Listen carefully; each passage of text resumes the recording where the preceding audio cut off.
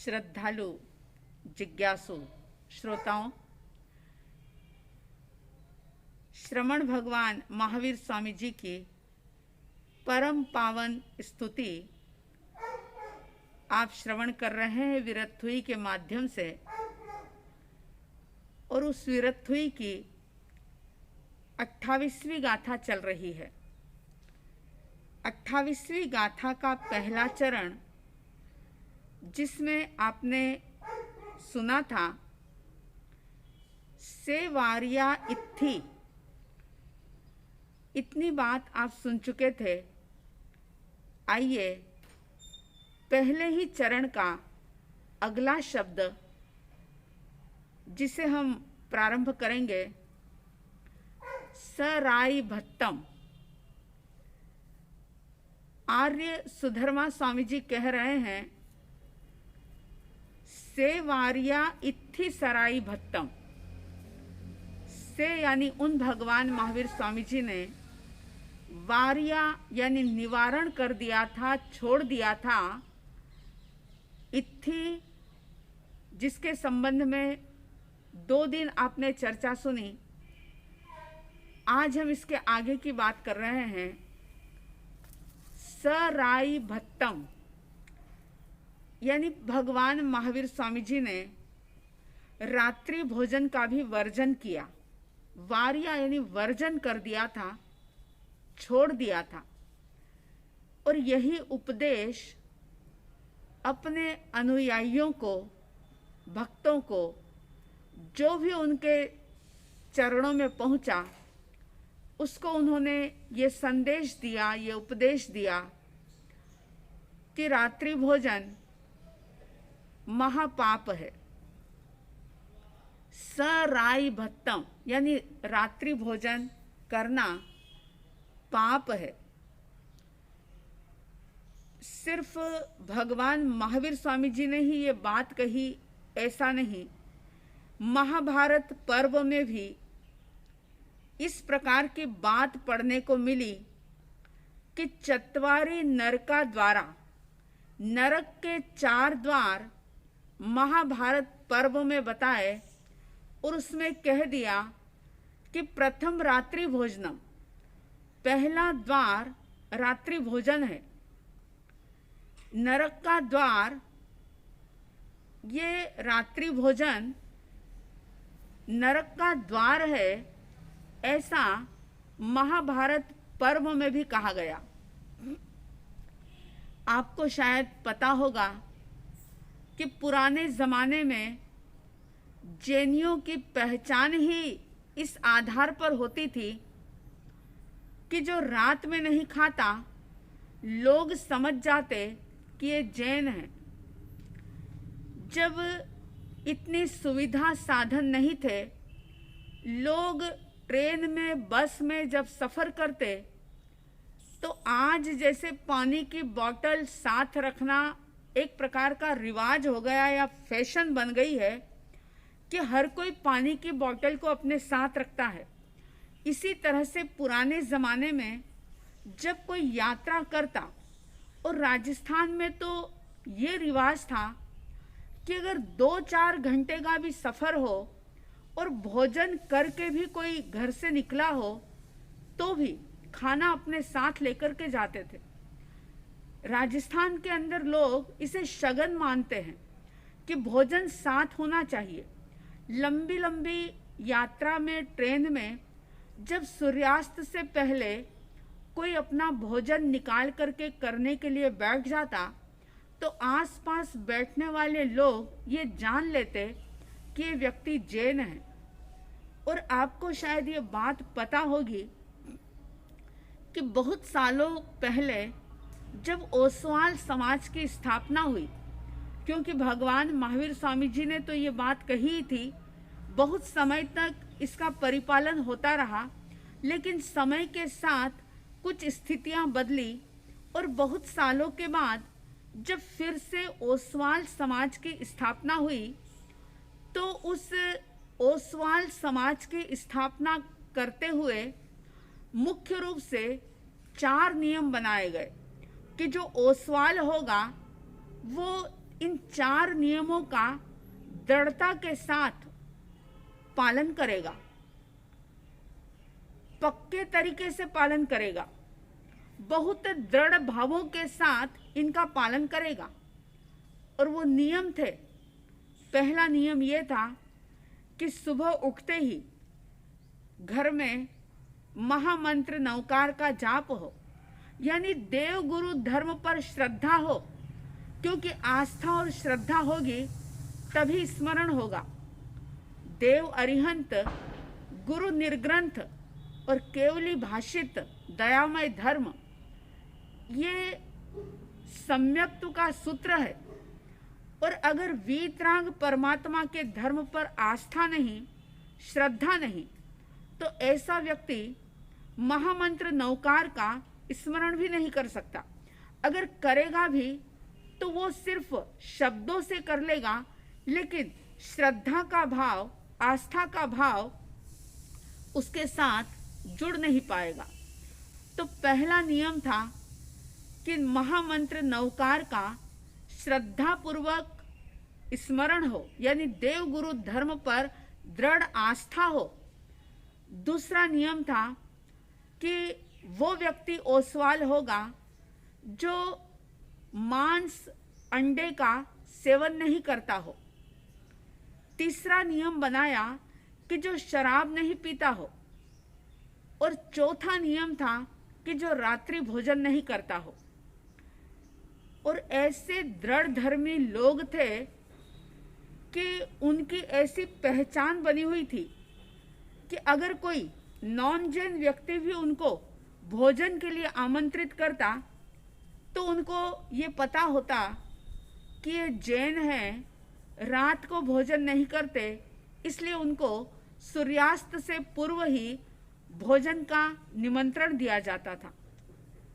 अफसोस इस बात का है कि धीरे धीरे पाश्चात्य संस्कृति का अनुकरण करते हुए, कुछ ज्ञान की कमी के कारण से, स्वाध्याय की कमी के कारण से, सत्संग की कमी के कारण से, या कुछ असजगता के कारण से आज जैन अपनी पहचान खो रहे हैं। स्वयं तो रात में खाते ही हैं, लेकिन अगर किसी दूसरे को भी भोजन का निमंत्रण देना हो तो अक्सर सुनने में आता है, देखने में आता है कि दोपहर का भोजन नहीं करवाया जाता, लेकिन लोगों को आमंत्रित भी डिनर के लिए किया जाता है। और बहुत सारे लोग तर्क देते हैं कि पुराने ज़माने में जब महावीर ने ये बात कही थी, तब उस समय में लाइट नहीं होती थी, इतना प्रकाश नहीं होता था, इसलिए भगवान ने हिंसा की दृष्टि से रात में भोजन करने की मनाही की है। लेकिन आज तो समय बदल गया। आप जानते हैं, देखते हैं कि आज ज्ञान कम है, तर्क बुद्धि ज़्यादा है। परमात्मा ने जो बात कही है उसके ऊपर भी लोग अपनी तर्क बुद्धि अपनाते हैं, तर्क करते हैं और कहते हैं कि उस जमाने में तो लाइट नहीं होती थी, इसलिए हिंसा ना हो, किसी प्रकार से जीवों की हिंसा ना हो, प्राणातिपात ना हो, इसलिए रात्रि भोजन का निषेध था।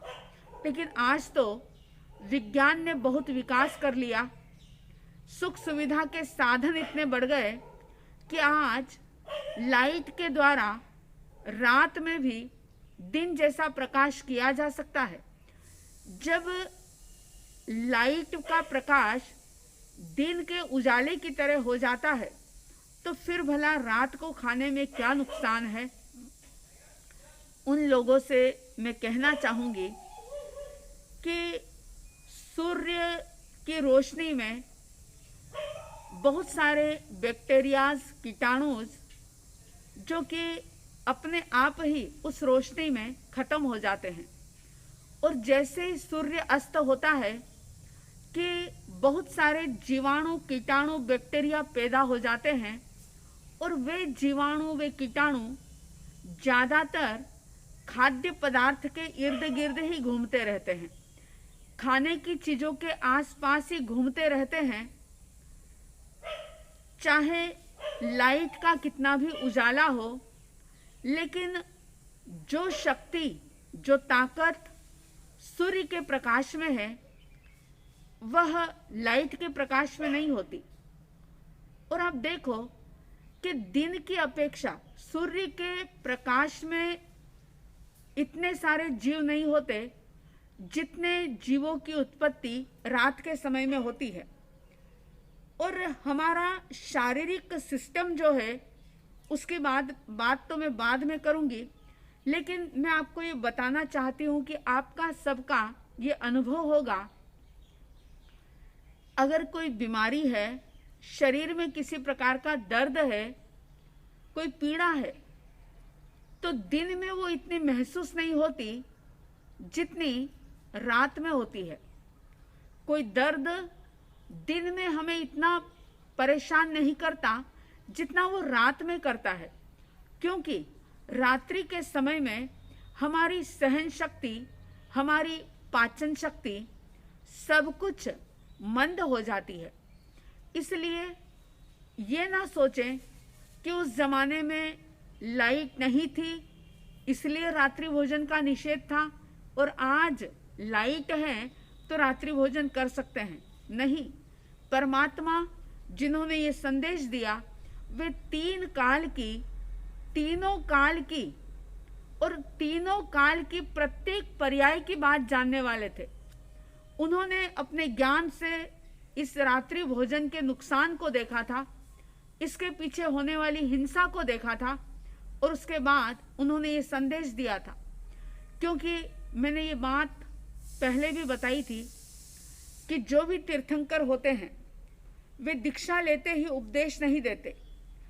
जब तक स्वयं उस चीज का अनुभव नहीं कर लेते, जब तक वे स्वयं उस चीज को महसूस नहीं कर लेते, उनके ज्ञान में जब तक वो चीज नहीं आती, तब तक वे किसी भी प्रकार का उपदेश नहीं देते। तो परमात्मा ने जो बात कही वो उनके ज्ञान से, उनके अनुभव से उन्होंने कही, इसलिए किसी प्रकार का तर्क ना करे, बल्कि ये जाने, ये समझे, ये देखे कि रात्रि भोजन करने का बेहद नुकसान है।